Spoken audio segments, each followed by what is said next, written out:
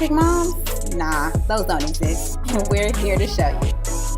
Y'all, is it me or finding out you're pregnant is like the most terrifying thing that you could ever experience in your freaking life? Absolutely, especially as a 16-year-old, I was terrified out of my mind. Okay? 16? 16. Sheesh. Yeah. How did you even know what sex was at 16? Girl, don't even play with it, okay? I You thought I was knew, watching- but I ain't know nothing. Your mama let you real, watch, for real. you know, the Spice Channel with little squiggly lines. Yeah, I was like 21 when I found that I was pregnant, 22 by the time he came.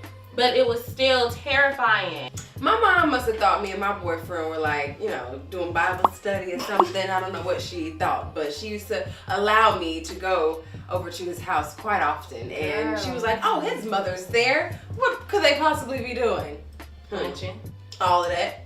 I hunched a lot. I hunched so much, I can't even tell you when I got pregnant. I really don't know. Like, you know how most people remember, oh, it was Valentine's Day, it was my birthday. I don't remember. I don't know that. I know it was Thanksgiving. It was because we got in a car accident and I ended up having to go to the chiropractor and had to do x-rays and found out I was pregnant. But I think I got pregnant like on a cruise. I think so. That boat was rocking literally and figuratively. Okay, so after my son, I got on birth control because I feel like women should be able to control that They shit. should. You understand? Like, if I'm not ready, I feel like, you know, we'll do things to prevent it. Anyway, so birth control, I was on it for a long time. It started to make my body freak out. It was doing all kinds of crazy things. So me and my husband decided, boyfriend at the time, we decided that we were going to get rid of it. And I was like, so what do you think we should do? Like, should I get something else? And he was like, no. And I already knew. I already knew what that meant. So 2 months later, we were pregnant. So can you Another November pregnancy. what you need to do in November for the rest of your life is pray. Every November. Every November, reflect and pray, Girl, I'm gonna that lock you it don't down. get inseminated. The pregnancy. Mhm. The actual pregnancy. Oh man. Okay, so tell me about your pregnancy.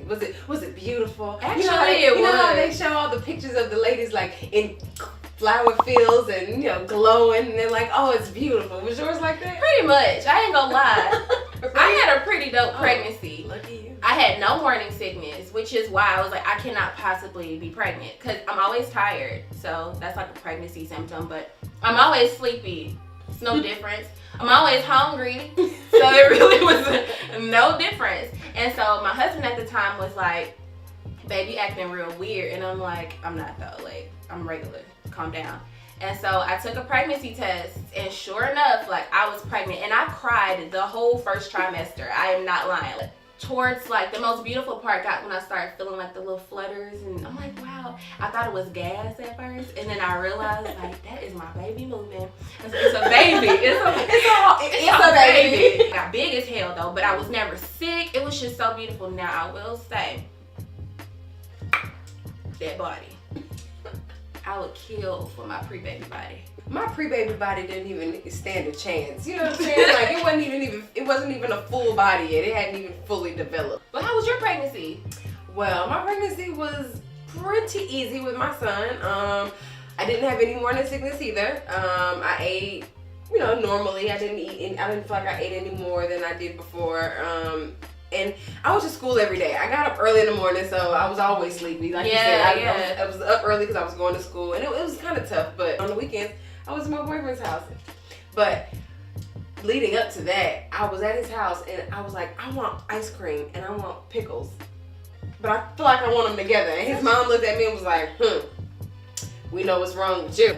I asked him to get up and go get me pickles at like 3 o'clock in the morning. I was like, we gotta go to Walmart. Let's go to the Walmart so I can get some pickles.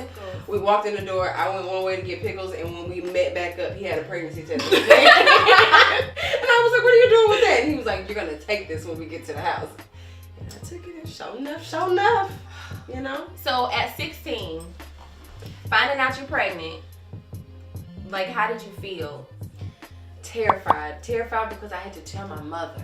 My mom found out, kicked me out the house, pretty much told me, get out. We didn't even finish the conversation. The next day, she came to check me out of school and took me straight to the doctor. Aww. And I almost beat up the doctor because the doctor didn't want her in the room while he was talking to me. He wanted to have a real, real conversation with me without being scared, just to figure out where my mind was at, what I wanted and all of that. And she was like, no way. And so she sat in there?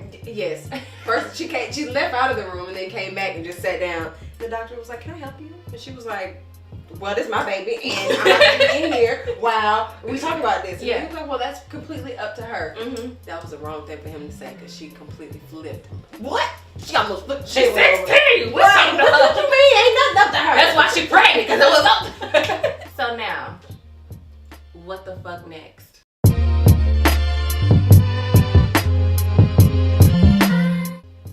Like, what happens after you find out you pregnant, the baby's here?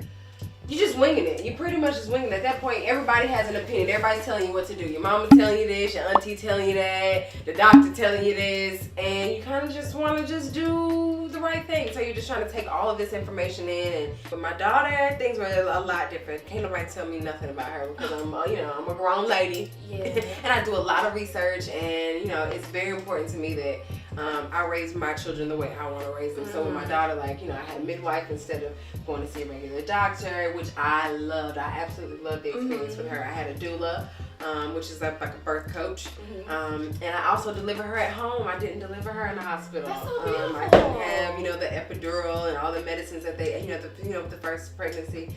It was a totally different experience, and if I had to choose one over the other, I would do it with the midwife and the doula and at home every single time. So for me, with my son and delivering him, and I went to the hospital, I had an epidural, I'm not gonna lie.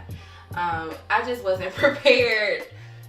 It was like an outer body experience, and it wasn't a very dramatic labor at all. It's just, I didn't want to feel anything. That's your worst fear. Yeah. That's the worst fear. Once you find out, okay, I'm pregnant, you process that, okay, it's a baby in there. It's a baby. Then you immediately start to think, this baby gotta come out. What the hell? Yeah. Did you feel fully equipped? I did. I felt fully equipped, and I also felt that if I delivered this baby at home the way that I see myself delivering this baby, that I would be able to do anything. Yeah. Anything. From career to being a mom to being a wife to being to the world. I don't care. I felt like if I could have this baby at home the way I plan on having this baby at home, then I could be Beyonce. Okay, yeah. That's how I felt. Yeah. And I did it, and I only screamed out, I can't do this shit once. I only did it once. Right before she came out, I looked at my midwife and was like, I can't do this shit. But when they come, you really just feel like a sense of relief. Yeah, You know what you're meant to do, and you have to do it. For most women, most mothers, they feel that connection, knowing automatically what it is they need to do to tend to that kid. Right. And so we're saying all of this just to say, no matter how you get pregnant, whether you're married, whether you're engaged, you got knocked up at the club on Saturday night, who cares? It's hard for all of us, and it's a journey, and ultimately we're raising these little humans that can potentially change our entire world. And so who will change our world? Who will change the world? No matter if you're 17 or 35, you know what I mean? Like, you all have the same things that worry you, the same things are going to scare you, and you just have to work through them and do it the way that you want to do it. You know what I mean? Take the advice, you know what I mean? Because everybody's going to give it, but really do the research, you know what I mean? Do your own research and do it the way you want to do it, and really tell people to shut the fuck up, because everybody's going to have an opinion on what you should do with your child, from your mama to your aunties to your friends that do have kids to your friends who don't. Everybody has an opinion on what you should do, but just make sure that you do it the way you want to do it. Raise your children the way you see fit. You know what I mean?